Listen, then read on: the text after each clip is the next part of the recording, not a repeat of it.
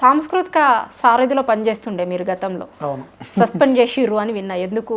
అంటే ఇక్కడున్న విధానాలు, ఇక్కడున్న పరిస్థితులని కొంత పాట రూపంలో ప్రజలకు చెప్పే ప్రయత్నం చేసినాము. కరీంనగర్ కథనబేరికి నేను వెళ్ళిన, అక్కడ వద్దురా నాయన ఈ కాంగ్రెస్ పాలన నేను పాట పాడిన.